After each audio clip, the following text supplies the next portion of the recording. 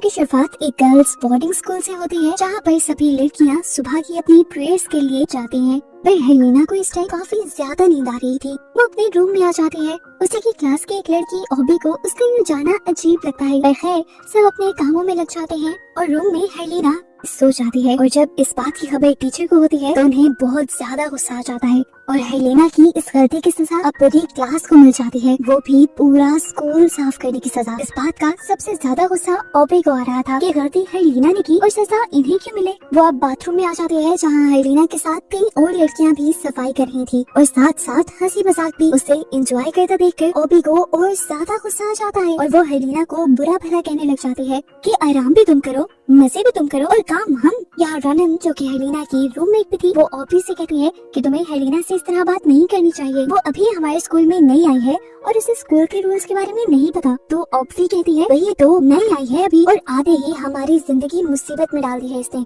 चलो सब यहाँ से, जिसने रायता पिलाया है वही समेटेगी, खुद साफ करेगी वो ये सब। यहाँ तक कि वो और भी कीचड़ यहाँ लगा जाती है ताकि उसे साफ करने में और मुश्किल हो। सभी को अपने साथ जाने का कहते हुए वो यहाँ से निकल गई थी और बाकी सब लड़कियों ने भी हेलेना को अकेला छोड़ दिया, सिवाय रनम के, जिसे हेलेना पर तरस आ रहा था। हेलेना रनम से कहती भी है कोई बात नहीं, अगर तुम भी जाना चाहती हो तो चली जाओ, मैं अकेले मैनेज कर लूंगी ये सब। पर रनम प्यार से नामी सरी लाते हुए काम में लग जाती है और इस तरह इनकी दोस्ती और भी ज्यादा अच्छी हो जाती है। हेलेना अब उसे बताती है कि उसे बोर्डिंग स्कूल में रहने में ज्यादा मसले इसलिए आ रही है क्योंकि आज से पहले उसने ये काम किए ही नहीं। वो अपने मॉम डैड की इकलौती बेटी थी जो मुंह से निकालती थी पूरा कर दिया जाता था। वो अपनी मर्जी से जिंदगी गुजारती थी, इसलिए यहाँ के रूल्स के मुताबिक एडजस्ट होने में उसे बहुत ज्यादा मुश्किल हो रही थी। खैर इनका काम खत्म हो जाता है और अगला दिन भी आ जाता है। आज सब बच्चों के पेरेंट्स उनसे मिलने के लिए आए थे। हेलेना की मॉम भी। हेलेना अपनी मॉम से कहती है मॉम, मुझे बोर्डिंग स्कूल में नहीं रहना, कोई भी मुझे यहाँ पर पसंद नहीं करता, यहाँ पर कोई मेरा ख्याल रखने वाला नहीं है और सबसे जरूरी बात, यहाँ की बेडशीट्स में से भी बहुत स्मेल आती है। मैं सुनकर हेलेना की मॉम हंसने लग जाती हैं और कहती हैं कि कल ही मैं तुम्हें नई बेडशीट्स ला दूंगी और इतनी जल्दी तुम्हें यहाँ से जाने का फैसला नहीं करना चाहिए। एटलीस्ट एक सेमेस्टर तो तुम यहाँ गुजारो, उसके बाद भी अगर तुम एडजस्ट ना कर पाई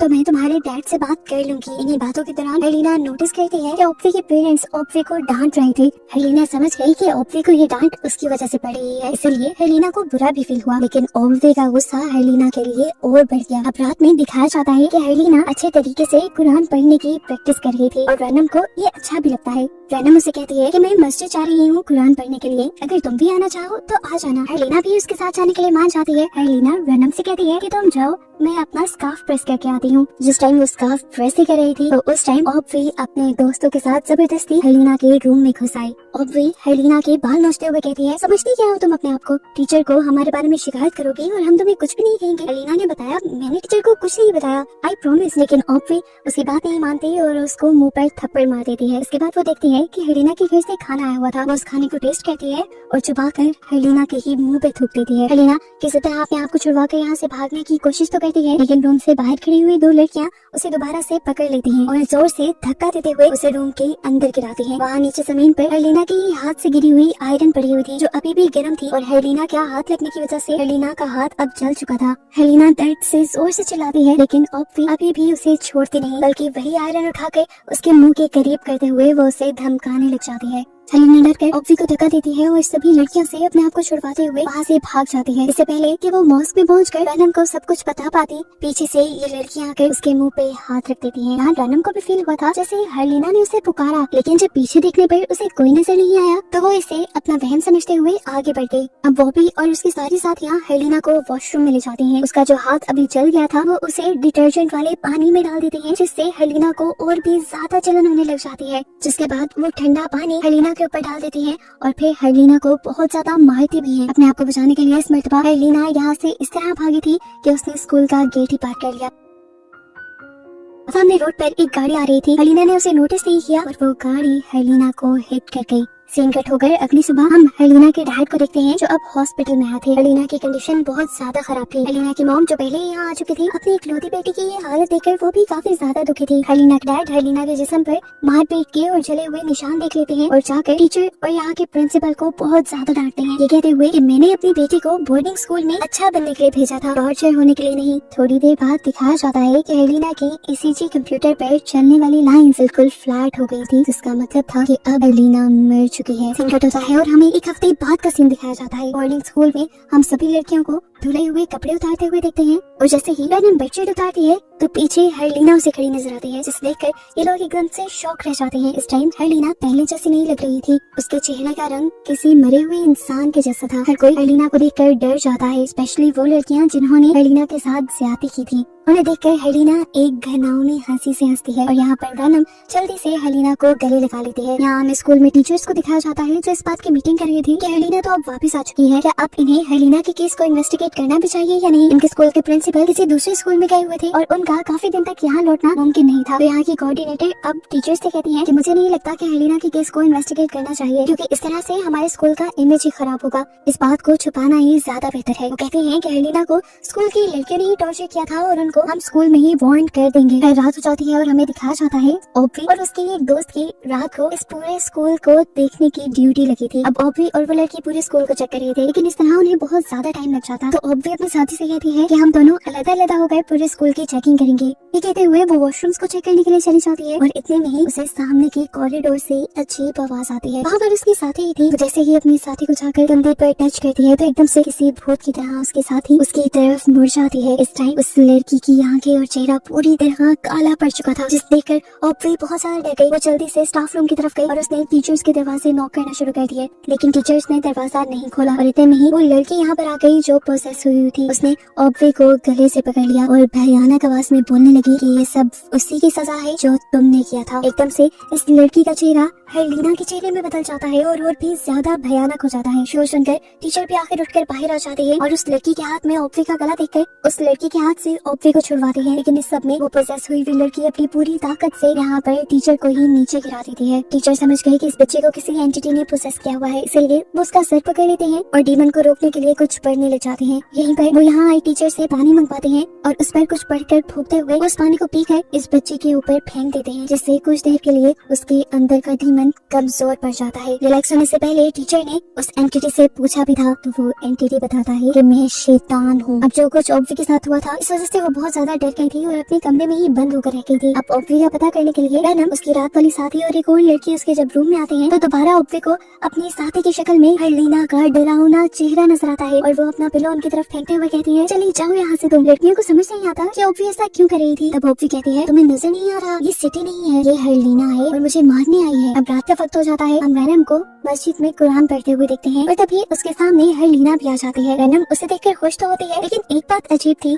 आज जब हरलीना कुरान पढ़ रही थी तो इस तरह से पढ़ रही थी कि जैसे उसे कुरान पढ़ना ही ना आता हो। वो उसे इग्नोर करते हुए अपनी पढ़ाई पर ध्यान देने लग जाती है, लेकिन थोड़ी ही देर में हरलीना की आवाज बदलने लग जाती है और बदलते बदलते उसकी आवाज किसी डिमोनिक, किसी शैतानी आवाज में बदल जाती है। रैनम को ये काफी अजीब लगता है और रैनम यहाँ से चली जाती है। अगले दिन जैसे ही वो अपना रूम खोलती है तो देखती है कि हरलीना नमाज वाले कपड़े पहनकर अजीबोगरीब तरीके से हिल रही थी। उसने हरलीना से सवाल कर लिया, ये क्या कर रही हो तुम। तो हरलीना ने उल्टा उसे भयानक आवाज में पूछा, तुम क्या कर रही हो मुझे देखकर। उसकी बात का कोई जवाब नहीं था रैनम के पास, तो वो यहाँ से चली गई। आज पूरे स्कूल को देखने की ड्यूटी रैनम और ऑब्वी की थी। ऑब्वी ने अभी तक अपने दिन की लास्ट प्रेयर नहीं पढ़ी थी, इसलिए वो रैनम से कहती है कि मैं मॉस्क में जा रही हूँ, तुम इतनी देर मेरा बाहर इंतजार करना। रैनम जब बाहर इंतजार कर रही थी तब उसने नोटिस किया कि हरलीना उन्हीं कपड़ों में अजीब तरह से चलते हुए स्कूल से बाहर की तरफ जाने लगी है। वो उसे देखने के लिए उसका पीछा करने लग जाती है और यहाँ पर मस्जिद में एकदम से लाइट चली जाती है। ऑब्वी को डर तो लगता है, लेकिन वो अपनी नमाज को कंटिन्यू रखती है और एकदम से जो कुछ वो पढ़ रही थी एक भयानक आवाज भी उसके कान में वही सब पढ़ने लगी, जिससे उसे बहुत ज्यादा डर लगा। लेकिन फिर भी उसने अपनी नमाज नहीं छोड़ी और एकदम से उसे रियलाइज हुआ कि वो तो उल्टी तरफ नमाज पढ़ रही है। उसने दोबारा अपनी नमाज स्टार्ट की। दोबारा ही उसे ऐसी ही डरावनी आवाज़ें आई और दोबारा ही उसने देखा कि वो खड़ी तो सीधी तरफ हुई थी, लेकिन जैसे ही वो नमाज पढ़ने लगती थी तो वो उल्टी तरफ हो जाती थी। अब ऑब्वी बहुत ज्यादा डर गई थी। कई मरतबा उसने नमाज को तोड़कर शुरू कर लिया था और अब तो वो आवाजें भी बहुत ज्यादा आने लगी थी। ऑब्वी ने अब फैसला कर लिया कि वो डरेगी नहीं और नमाज पढ़ती रहेगी। इस मरतबा उसने जैसे ही नमाज कंप्लीट करके देखा तो शुक्र था कि वो अब सही डायरेक्शन में नमाज पढ़ रही थी। शुक्र करते ही उसे जैसे ही साइड पे देखा तो वहाँ पर हरलीना का भयानक चेहरा उसे दिख रहा था। किसी भूत की तरह हरलीना उसके साथ बैठी हुई थी। उसे देखकर ऑब्वी जोर से चीख मारती है तो ये चीख रैनम भी सुन लेती है और वो जल्दी से मस्जिद में आती है ऑब्वी को देखने के लिए। लेकिन ऑब्वी अभी भी नमाज पढ़ रही थी। काफी देर वो एक ही पोजीशन में बैठी रही और जब रैनम को ये अजीब लगा तो उसने ऑब्वी को टच किया और देखा कि वो तो मर चुकी है और उसका चेहरा भी पूरी तरह काला पड़ चुका है। ये देखकर रैनम बुरी तरह टूट जाती है। अगले दिन हमें ऑब्वी का फ्यूनरल दिखाया जाता है। उसके फ्यूनरल के बाद जैसे ही ये सब लोग मिलकर प्रेयर करना स्टार्ट करते हैं तो हम इस मर्तबा भी हर्लिना के चेहरे पर एक शैतानी मुस्कुराहट को देखते हैं। प्रेयर के बाद ऑब्वी की फैमिली ऑब्वी का सारा सामान लेकर यहाँ से चली जाती है और रनम ये सब कुछ देखती रहती है। तभी हर्लिना उसके पास आती है। रनम हर्लिना से सवाल करती है कि रात को तुम कहाँ थी? हर्लिना ने कहा अपने रूम में। और कहा रनम ने हर्लिना की बात मान तो नहीं, लेकिन उसका दिल नहीं मान रहा था क्योंकि कहीं ना कहीं उसे शक था कि इन सब कामों के पीछे और कोई नहीं बल्कि हर्लिना ही है। अब क्योंकि ऑब्वी की तो मौत हो चुकी थी, इसीलिए ऑब्वी के साथ ही सिटी रनम से कहती है कि तुम मेरी रूममेट बन जाओ। रनम भी मान गई क्योंकि अब उसे भी हर्लिना से डर लगता था। सीन कट होकर हमें स्टाफ रूम का सीन दिखाया जाता है जहाँ पर टीचर कोऑर्डिनेटर से कहते हैं कि हमें ऑब्वी के पेरेंट्स को ये बात बता देनी चाहिए कि उसकी मौत नेचुरल नहीं है, उसकी मौत के पीछे कोई खास वजह है जिसे उन्हें तलाश करना चाहिए। तब कोऑर्डिनेटर उनसे कहते हैं हम ऐसे भी किसी बात को स्कूल से बाहर नहीं निकाल सकते जिसके लिए हम खुद ही कंफर्म नहीं है। लेकिन टीचर यहाँ पर कोऑर्डिनेटर की बात ना मानते हुए कहते हैं ये मामला बहुत ज्यादा बढ़ चुका है, हमें जाकर इसके बारे में प्रिंसिपल को भी बताना चाहिए और यहाँ के सभी बच्चों को अपने घरों में वापस भी भेज देना चाहिए क्योंकि खतरा पहले से कहीं ज्यादा बढ़ गया है। पहले हर्लिना का इस तरह टॉर्चर होना और अब ऑब्वी की मौत होना, इसके दरमियान में एक लड़की का पोजेस होना, ये सब चीजें छोटी नहीं थी। सीन कट होकर हमें रनम को दिखाया जाता है जो सिटी के रूम में तो आ गई थी लेकिन उसे यहाँ पर नींद नहीं आ रही थी। काफी टाइम बाद उसे नींद तो आ जाती है लेकिन जैसे ही उसकी आंख खुलती है तो वो देखती है कि वो इस टाइम सिटी के रूम में नहीं थी बल्कि वो इस टाइम हर्लिना के रूम में थी। यहाँ पर वो देखती है कि हर्लिना अपने पाँव को ऊपर वाले बेड पर जोर जोर से हिला रही है। उसकी टांगे देखकर रनम डर जाती है और अब हर्लिना अपनी डरावनी आवाज में उससे पूछती है तुम सो क्यों नहीं रही? ये बात सुनकर रनम और भी ज्यादा डर जाती है और दूसरी तरफ करवट ले लेती है और हर्लिना अब बेड से नीचे उतर आती है। रनम के बेड के करीब आकर हर्लिना रनम को बुलाती है और रनम जैसे ही पीछे देखती है तो अजीब बात है हर्लिना वहाँ से गायब थी। अब रनम हर्लिना को चेक करने के लिए बाहर निकलती है जबकि यहाँ सिटी के रूम में जब सिटी जागती है तो वो भी रनम को रूम में नहीं दिखती। वो अपनी दूसरे रूममेट को जगाते हुए ये दोनों मिलकर रनम को ढूंढने के लिए चले जाते हैं। अब ये दोनों लड़कियाँ जैसे ही कॉरिडोर में थी तभी एकदम से सिटी के साथी को फील हुआ कि सिटी उसके पीछे से गायब हो गई है। उसने पीछे मुड़कर देखा तो सच में वहाँ सिटी नहीं थी और अब कॉरिडोर में एक अजीब सी आवाज गूंजी जिसने कहा अपनी खैर मनाओ डेला। डेला ऐसी लड़की का नाम था। ये सुनकर वो लड़की बुरी तरह डर गई और उसने जैसे ही पीछे मुड़कर देखा तो वहाँ पर हर्लिना अपने डरावनी चेहरे के साथ थी। इसे देखकर उस लड़की ने जोर से चीख मारी और अपनी आंखों पर हाथ भी रख लिया। थोड़ी देर में यहाँ पर रनम आकर उसे संभालती है और उसे पूछती है कि सिटी कहाँ है। इन दोनों को अब सिटी का ख्याल आता है। सिटी इस टाइम बाहर हर जगह पर इन दोनों को ही ढूंढ रही थी और तभी उसके सामने आ जाती है वही डरावनी हर्लिना जिससे डरकर बचते हुए वो जल्दी से मस्जिद की तरफ भागती है और ये देखकर शुक्र करती है कि सारी लड़कियां इस टाइम उधर ही थी, एटलीस्ट वो इन सब के साथ सेफ थी। लेकिन एक अजीब चीज जो उसने नोटिस की, सभी लड़कियां बहुत तेजी से ही प्रेयर कर रही थी और ऐसे ही जल्दी से प्रेयर खत्म करके सभी लड़कियां एकदम से डरावने अंदाज में सिटी को देखती हैं। देखकर सिटी डर जाती है और इतने में ही एक कपड़ा आकर उड़ते हुए सिटी के मुंह पर गिर जाता है। डरकर सिटी जोर जोर से चिल्लाना शुरू कर देती है और उसकी आवाज से सुनकर रनम यहाँ जाती है और उसके मुंह से ये कपड़ा उतार देती है।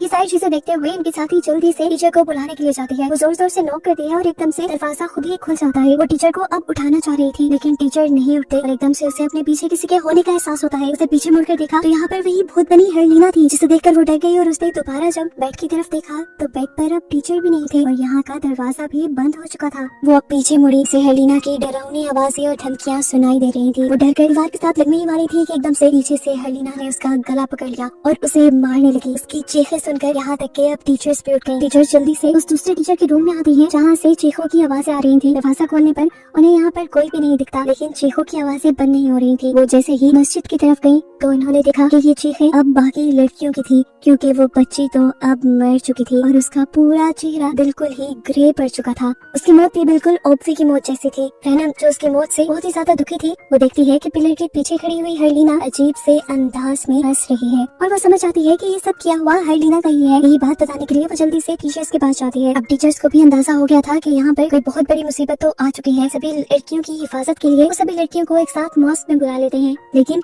अब इन लड़कियों में हर्लिना नहीं थी, इसलिए यहाँ पर बड़े टीचर्स हर्लिना को ढूंढने लग जाते हैं। सीन कट होकर हमें हर्लिना की मॉम को दिखाया जाता है जो कॉल सुनकर काफी ज्यादा परेशान हो जाती है। जबकि सीन दोबारा से हमें उन्हीं लड़कियों को दिखाया जाता है। सिटी रनम से कहती है मुझे बाथरूम में जाना है, क्या तुम मेरे साथ चलोगी? रनम भी मान जाती है और सिटी वॉशरूम में चली जाती है। रनम बाहर खड़ी होकर सिटी का वेट कर रही थी लेकिन अचानक से उसने देखा कि सिटी तो किसी दूसरी डायरेक्शन में जा रही है। वो भी सिटी का पीछा करती है और सिटी के कंधे पे हाथ रखती है तो इतने में ही पीछे से असली सिटी आकर उसे आवाज दे देती है और ये लोग जब पीछे मुड़कर दोबारा देखते हैं तो यहाँ पर सिटी के हुलिये में और कोई नहीं बल्कि भूत बनी हर्लिना थी, जिसे देखकर ये दोनों चीख मार लेते हैं और यहाँ से भागने की कोशिश करते हैं लेकिन हर्लिना उनकी कोशिश नाकाम कर देती है और उनको पाँव से पकड़ लेती है। इनकी शोर और आवाजें सुनकर अब टीचर्स भी यहाँ जाते हैं और फाइनली उन्हें अब हर्लिना मिल चुकी थी। वो हर्लिना की बालों को पकड़ते हुए उसके ऊपर कुछ प्रेयर्स पढ़ना शुरू कर देते हैं और इन्हें पता चलता है कि इस टाइम हेलिना की बॉडी के अंदर असल में हेलिना की सोल नहीं थी बल्कि एक डीमन था, जिस डीमन को वो हेलिना की बॉडी से निकल जाने को कहते हैं। इतनी देर में यहाँ पर हेलिना के मॉम डैड भी आ जाते हैं और हेलिना की मॉम हेलिना को यहाँ से ले जाने की जिद करने लग जाती है। और यहीं से सीन कट होकर हमें फ्लैशबैक में दिखाया जाता है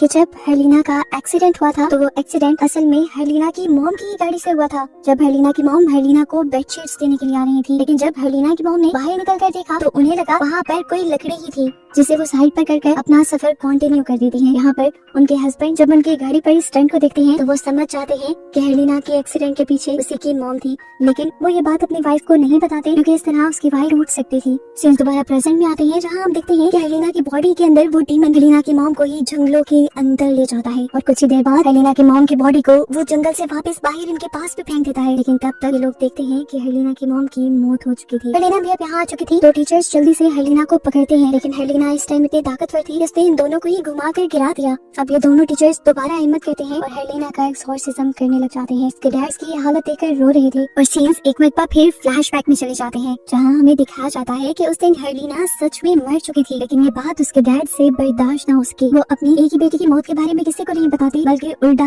एक जादूगर के पास चले जाते हैं और उससे हेलिना को जिंदा करने को कहते हैं। कि जादूगर एक बड़ी सी लोहे की कील के ऊपर कुछ मंत्र पढ़ते हुए वो कील हेलिना के डैड को देता है और कहता है कि इसे हेलिना के सर में ठोक दो और इसे बाहर तब तक मत निकालना जब तक हेलिना का बदला पूरा ना हो जाए। उनके कहने के मुताबिक हेलिना के डैड ने ऐसा ही किया। ये सब करने के बाद हेलिना के डैड ने हेलिना की मॉम से भी कहा कि हेलिना की हालत अब बेहतर होती जा रही है, इसलिए अब मैंने हेलिना को दोबारा बोर्डिंग स्कूल भेज दिया है। बोर्डिंग स्कूल भेजने के बाद की सारी कहानी तो हम देख चुके हैं। सीन्स दोबारा प्रेजेंट में आ जाते हैं जहाँ पर अब हेलिना के डैड ही जाकर हेलिना के सर से उस कील को बाहर निकाल देते हैं क्योंकि वो समझ गए थे कि हेलिना मर चुकी है, उसकी सोल इस दुनिया से चली गई है और इस टाइम हेलिना की बॉडी में एक डीमन है, यानी एक शैतान है जो उनकी बेटी को ही बदनाम कर रहा है। उस कील को निकालते ही यहाँ की सारी तबाही बंद हो जाती है और हमें हेलिना का फ्यूनरल दिखाया जाता है। बोर्डिंग स्कूल के सारे बच्चों को उनके घर वापस भेज दिया जाता है और आखिर में हम रैनम को देखते हैं जो हेलिना की ग्रेव पर आई थी। मूवी के पोस्ट क्रेडिट सीन में हमें हेलिना के डैड को घर पर अकेला दिखाया जाता है जो अपनी बेटी और अपनी वाइफ दोनों की मौत से बहुत ज्यादा टूट चुके थे। इतने में वो जादूगर उनका घर नॉक करता है और उनसे कहता है मैंने कहा था ना जब तक हेलिना का बदला ना पूरा हो ये कील तुम नहीं निकालोगे। इसका साफ मतलब था कि अब कुछ बुरा जरूर हेलिना के डैड के साथ होने वाला था और बस ये सब दिखाते हुए कहानियाँ खत्म हो जाती है।